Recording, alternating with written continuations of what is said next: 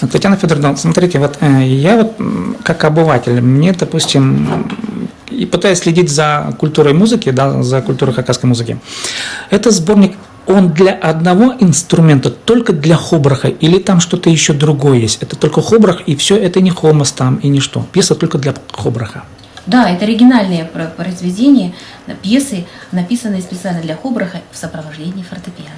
Угу. И надо сказать, что вот «Дворецкий Меджкети», 5 пьес этого цикла, вообще весь цикл, он посвящен Марине Дориной. И я тут, композиторы всегда сталкиваются с тем, что исполнители их вдохновляют. Так вот, творчество, исполнительское творчество, уровень очень высокий профессионализма Марины Валерьевны Дориной меня вдохновил на написание, на сочинение этого цикла «Дворецкий Меджкети», куда вошли 5 произведений. А второй цикл тоже, он вдохновлен, наверное, Мариной Валерьевной.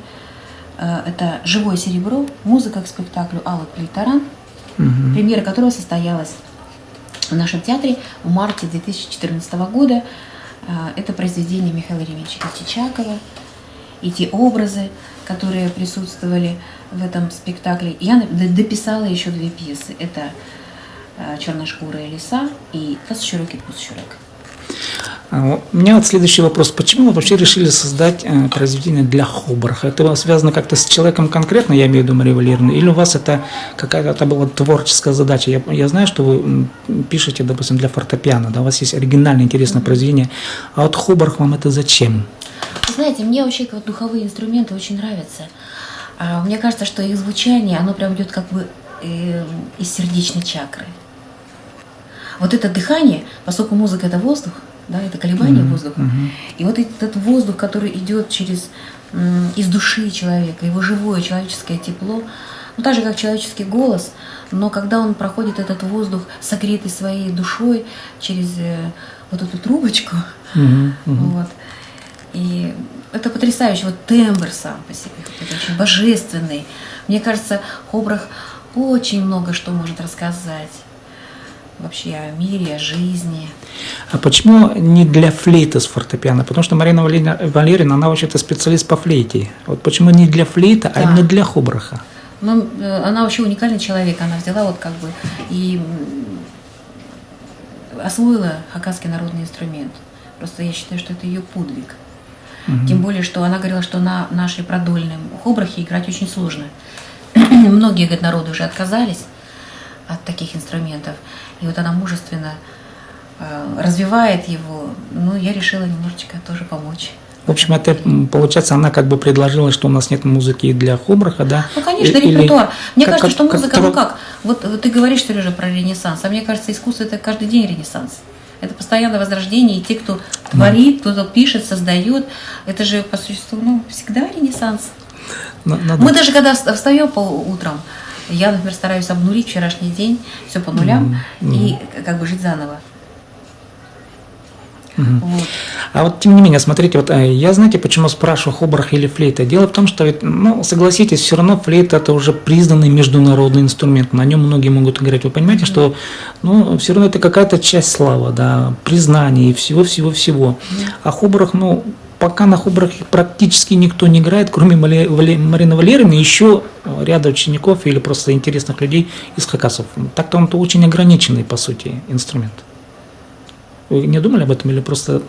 Нет, в мире много же существует разных инструментов, которых мы не знаем, но мы как-то влюбляемся в их тембр. И я думаю, что сейчас, тем более интернет, многие люди слушают различные звучания. Знаю, что выписывают индийские инструменты какие-то, любые инструменты. Есть же люди, которые на Западе хотят научиться играть на чадхане. Приезжают специально, да, изучают. Это просто такой интерес, но мне кажется, это нам что-то интересно, допустим, какие-то звучания индийских инструментов, каких-то турецких, каких-то английских. Мне кажется, музыкальные инструменты – это как цветы. Хорошо. У каждого свой аромат. А как вы технически это отрабатывали? Ну, и технические задачи были какие-то для Хобарха? Потому что там ведь все равно свой диапазон, да, конечно, своя знаете, тембральная краска. этот Как вы все сборник, это подбирали? наверное, не смог бы вот выйти в свет вот в таком виде. Это педагогической редакции Марины Валерьевны Дориной. И она, конечно, я писала музыку, и она тоже пробовала. И мы с ней совместно работали над, в общем, над редакцией. То есть этот сборник тем хорош, что его сейчас вот бери и его играй. Потому что здесь и проставленные штрихи, и, ну и, естественно, динамические оттенки. Ну, в общем, такой грамотный сборник.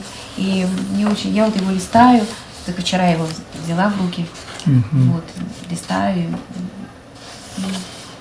Как-то, когда работаешь, одно какое-то состояние, а потом смотришь на это, на все, уже когда вот он сшит, вот так вот, и есть обложка, вот такая, какое-то другое какое-то состояние. В общем, есть какое-то творческое удовлетворение. Да, теперь, значит, нам нужно его презентировать, где-то как-то сыграть с Мариной Валерьевной. Потом, наверное, следующий этап приятно будет, когда ребята, дети начнут играть его на различных конкурсах, на концертах. Это уже другая будет. Вот, кстати, следующий вопрос. Для какого возраста эта музыка рассчитана? Это музыкальная школа или училище? Ну, мне кажется, вот талантливые дети музыкальной школы, они спокойно могут это играть. Но мы еще надеемся, что его могут играть и флейтисты, и кларнет, и скрипка, и виолончель, и домра. Потому что даже можно спеть. И следующее, знаете, вот вопрос у меня такой. Название там у вас интересно. Они всегда меня привлекают. Почему? Эти названия, они как-то связаны со степью, вот что такое. Откуда вы образы берете, откуда навеяны вот эти вот? Вот образы как-то приходят. Как-то вот приходят. Такое ощущение, как будто они просятся, чтобы их материализовали в таком виде. Но это же какое-то другое измерение. Мне кажется, вот это другое измерение, оно, так соприкасаясь с нашим, оно как-то желает проявиться. Ну, даже когда, допустим, дождь идет, да, а вначале облака какие-то, да, тучи, они темнеют, даже и снег тоже внезапно не идет. Вот. Но у меня такое чувство, что вот как-то оно желает родиться, и оно потом вот как-то так вот рождается. У вас есть какие-то вот концептуальные задачи, ну я сейчас уточню вопрос, ну, предположим, стать основателем какого-то такого жанра, да, вот композиторского жанра, имеется в виду в хакасском стиле, в хакасской музыке. Есть какие-то такие вот, ну, к примеру, да, вот в Европе форма соната, да, но все равно какой-то композитор эту форму четко задавал, у него это было программное произведение. У вас есть какие-то такие идеи, чтобы задать вот такую основу, скажем, поставить фундаментальный стиль или понимание жанра? Вот. Вы знаете, вот как ни странно, как-то я вот про жанр не думаю.